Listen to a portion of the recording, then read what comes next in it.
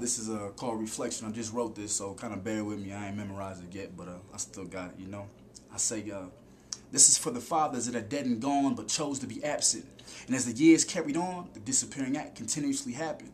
This is no disrespect intended because it was still your sons, but even thugs need love, so excuse the tears. But whoever knew the hatred that they would one day build with the bucket of dry tears they would one day fill, is to find that the father they never knew was one day killed. Have you ever heard a man's last breath or had a glance with cold hands on his chest?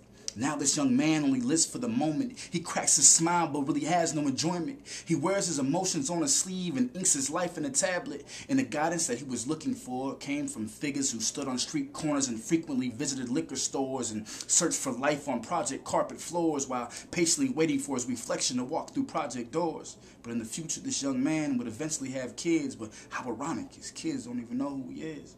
He treats his family with the same neglect with no affection. Of course he should be ashamed, but as a kid it never crossed his mind that one day he would be to blame for that broken-hearted child that carried his last name. Or maybe there's the reoccurrences of this day and age where a full household just seems to fade. Or could it possibly be that the father that failed to care for his child was someone with a broken heart that has been mended so many times but then torn apart by his father that had good intentions but didn't know how to show his affection to the person he feared would one day be that man in the mirror who looks just like